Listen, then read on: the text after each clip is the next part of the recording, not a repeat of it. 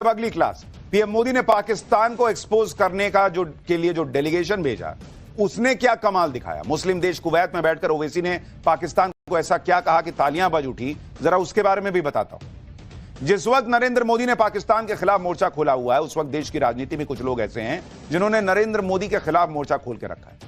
ये वो लोग हैं जिनकी पूरी राजनीति ही मोदी विरोध पर चलती है, फिर चाहे मोदी का विरोध करते करते ये देश का ही विरोध क्यों न करने लगे। इसलिए देखिए कि ऐसे लोगों को ऑपरेशन सिंदूर फेल्ड ऑपरेशन नजर आ रहा है। इस इकोसिस्टम को पीएम मोदी की गर्जना में, उनकी ललकार में फिल्मी डायलॉग दिख रहे हैं। इसलिए आज पीएम मोदी ने इस इकोसिस्टम का भी हिसाब कैसे कर दिया वो आपको बताऊंगा। पाकिस्तान को एक्सपोज करने के लिए पीएम मोदी जी ने जो टीम भेजी वो क्या कमाल कर रही है वो भी आपको बताऊंगा। कैसे मुस्लिम देश में बैठकर ओवैसी पाकिस्तान की ठुकाई कर रहे हैं और तालियां बज रही हैं वो भी दिखाऊंगा। लेकिन जो सियासत देश में चल रही है उसकी एक झलक देखिए आप।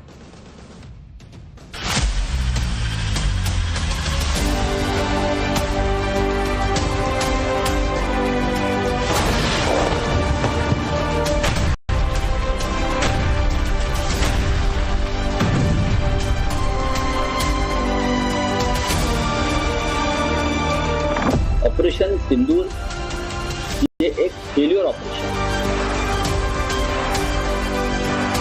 आज बाला साहब होते तो ऑपरेशन सिंदूर के लिए मोदी जी को गले लगा लेते, गले। आज तक जवाब नहीं मिला कि सीजफायर किन शर्तों पर हुआ। And these stupid jokers, they want to compete with India. इस बार तो सब कैमरा के सामने की सारी व्यवस्था रखी थी ताकि हमारे घर में कोई सबूत न मांगे।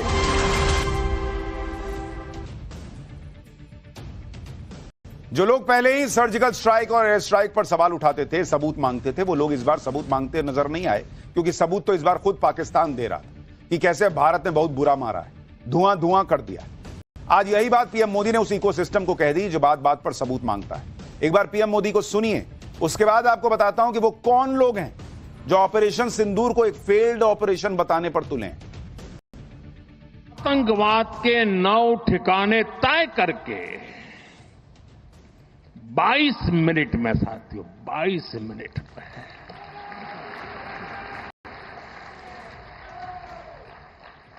उनको ध्वस्त कर दिया। और इस बार तो सब कैमरा के सामने की सारी व्यवस्था रखी थी ताकि हमारे घर में कोई सबूत न मांगे। अब हमें सबूत नहीं देना पड़ रहा है, वो ऊपर वाला दे रहा है। लेकिन जो लोग सबूत मांगते थे वो भले ही इस बार सबूत ना मांग रहे हों, लेकिन उनकी सियासत में कोई कमी नहीं आई। कांग्रेस कभी सीज फायर पर सवाल उठा रही है, कभी पाकिस्तान को पीएम मोदी की ललकार उसे रास नहीं आ रही, कभी राहुल गांधी को जानना है कि हमारे कितने फाइटर जेट गिरे नहीं गिरे बताइए। आज कांग्रेस ने फिर पीएम मोदी पर डायरेक्ट अटैक किया। ऑपरेशन सिंदूर की कामयाबी पर पीएम मोदी के बयानों को फिल्मी डायलॉग बताया। कांग्रेस नेता पवन खेड़ा को सुनिए एक बार। जिस तरह से वो कभी प्रेम चोपड़ा की तरह, कभी परेश रावल की तरह डायलॉग्स दे रहे हैं, साहब जा जाकर ये सिंदूर है, इसमें रगों में मांग क्या है, खून है, गर्म है, ठंडा है, और गोली खाओ रोटी खाओ। ये प्रधानमंत्री है देश के। आज तक हमें जवाब नहीं मिला कि 2023 में पुंछ में जो आतंकियों ने किया, 2 अक्टूबर 2024 में गांधरबल में जो किया, गुलमर्ग में अक्टूबर 2024 में जो किया, पहलगाम में अप्रैल 2025 में जो किया, उन आतंकियों का क्या हुआ, वो कहां है। आज तक जवाब नहीं मिला कि सीजफायर किन शर्तों पर हुआ।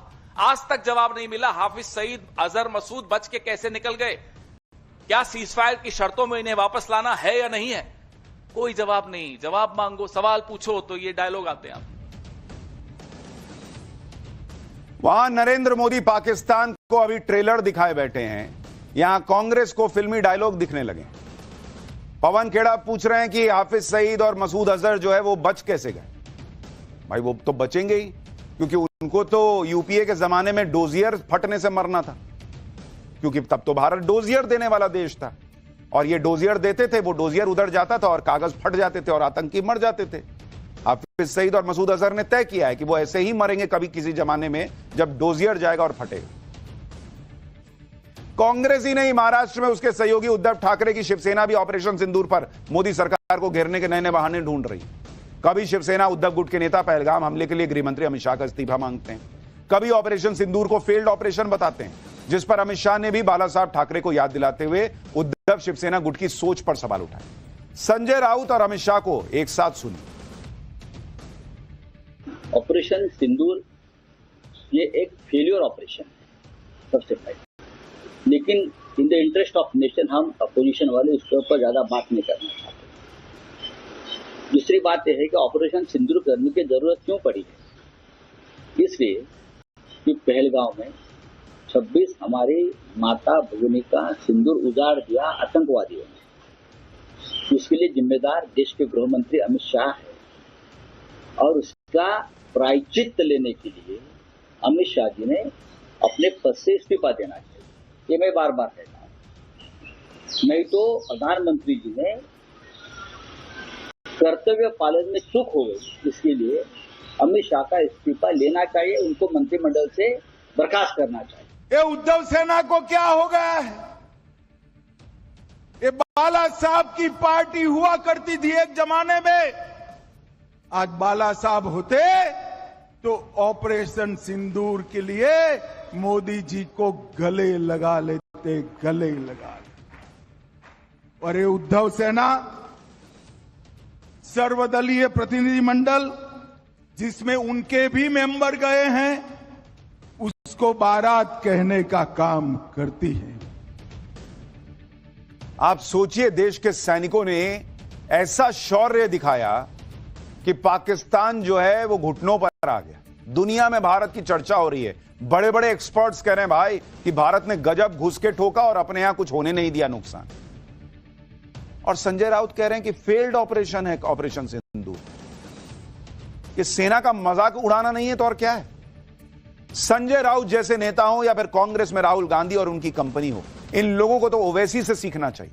ओवैसी को इतना कुछ कहा जाता था, लेकिन जब से पाकिस्तान का मामला आया, ओवैसी ने इतना पाकिस्तान को ठोका है, इतना ठोका है कि किसी और ने नहीं ठोका।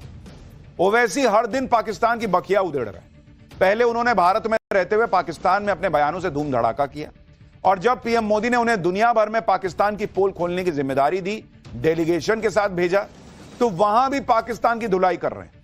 आप देखिए कि मुस्लिम देश कुवैत में बैठकर ओवैसी ने पाकिस्तान को जोकर तक बता दिया। मोदी सरकार और बीजेपी भी ओवैसी की तारीफ करने से हिचक नहीं रहे। खुद किरण रिजिजू केंद्रीय मंत्री, उन्होंने ओवैसी के बयान को सोशल मीडिया पर शेयर किया और लिख रहे हैं कि पाकिस्तान की पोल खोल दी Owaisi.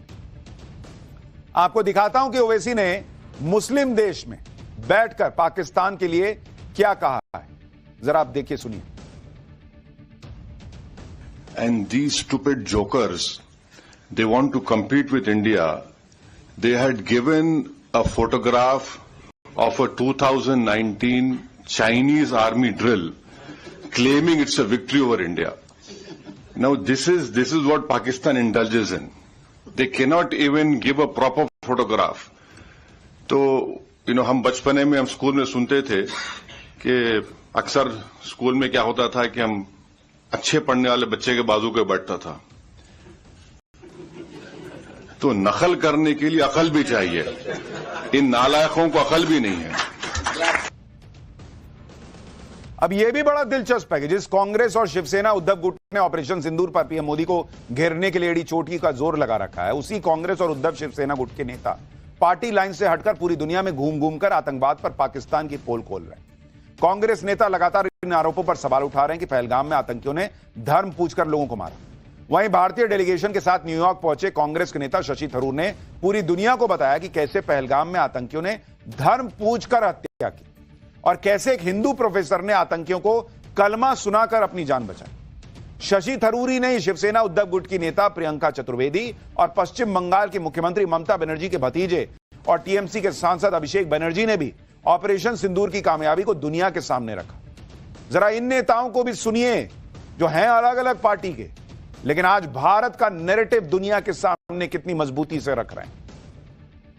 It was a bunch of people going around identifying the religion of the people before them and killing them on that basis, which was clearly intended to provoke a backlash in the rest of India, since the victims were overwhelmingly Hindu, in fact. And quite astonishingly, one person who wasn't killed was a Hindu professor who happened to be able to recite the Kalima, the first verse of the Quran, and therefore was not shot. Is not just a conventional fight back.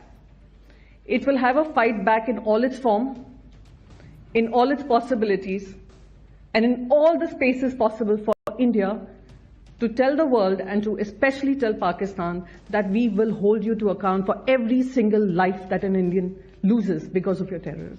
Yes, I come from the land of Gandhi. Yes, we all come from the land of Buddha. But we also come from the land of Krishna. And during Mahabharata, when Arjuna was reluctant to fight against his own, that is when Lord Krishna had told him, अगर धर्म वापस लाना है तो युद्ध भी करना होगा. Pahalgam terror attack happened on the 22nd of April. We didn't strike back immediately. We waited for 2 weeks. We thought at least Pakistan will take some kind of action. We waited for 14 days expecting them to act. But they didn't. What India did was firm in resolve, yet honorable in action. We striked and destroyed 9 terror infrastructures that was in Pakistan, occupied Jammu and Kashmir and in Pakistan. देख रहे हैं आप, भारत के विपक्ष के कई नेता आज दुनिया में जाकर पाकिस्तान को एक्सपोज कर रहे हैं और यही नरेंद्र मोदी की रणनीति थी कि भारत एज अ यूनिट एक दिखना चाहिए जो दुनिया को जाके बताए कि पाकिस्तान 2 कौड़ी का देश है, इसके साथ मत खड़े हो. यह दुनिया में आतंक फैलाता है और जब भारत यूनाइटेड होकर दुनिया में यह कह रहा है तो पाकिस्तान कितना आतंक फैलाता है, क्या हरकतें करता है, यह दुनिया को मानना पड़ रहा है.